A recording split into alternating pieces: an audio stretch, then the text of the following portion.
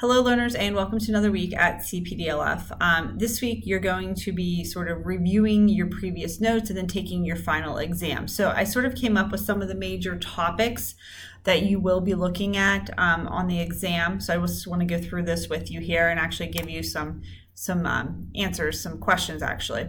Okay, so the Crusades are a big topic. A couple questions on that. It might ask you something like, the Crusades were a series of religious wars fought over the control of what city, or what new social class emerged as a result of the Crusades. Then you can move on to a little bit about the Renaissance, and then you'll move on to Jamestown, and you'll talk about some of the leaders of Jamestown, Then it'll talk about the Plymouth Company, the Plymouth Colony, the 13 colonies is a thing. They'll even show you a map, and you have to pick which of the colonies they're talking about.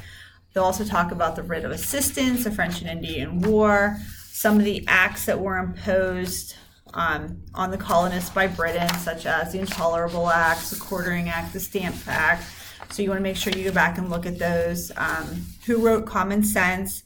What's it mean to be a loyalist versus a patriot? There's a huge difference, obviously, that went along with that. And one side obviously favored the British, while the other side favored the new colonies. Talk about the battles of the Revolutionary War, the Declaration of Independence, the Articles of Confederation. There were some weaknesses in the Articles, and that's why eventually we end up getting the Constitution.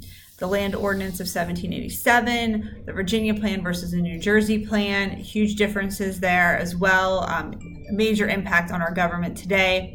Federalists, Louisiana Purchase, the War of 1812, the James Monroe.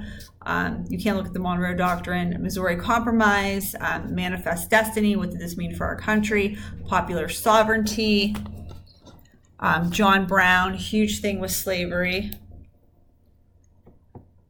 triangular trade route was huge with slavery as well. So that was a huge thing that we just talked about the last probably month or so of school, dealing, like I said, with John Brown and the slavery issue and triangular trade, the North versus the South. What does this mean? The whole issue of slavery and what does this mean for our country, and how does it affect the North and the South, and why is it so big in the South versus the North, where the North has a lot of industry. And you're going to want to look obviously at the Civil War as well. Okay, so if you have any questions or concerns, please reach out to me. If you're taking your final and you're just really stumped about a topic or two, you can send me a hangout or whatever you need, or anything in general about this class. I know that learners are slowly finishing it up, which is great.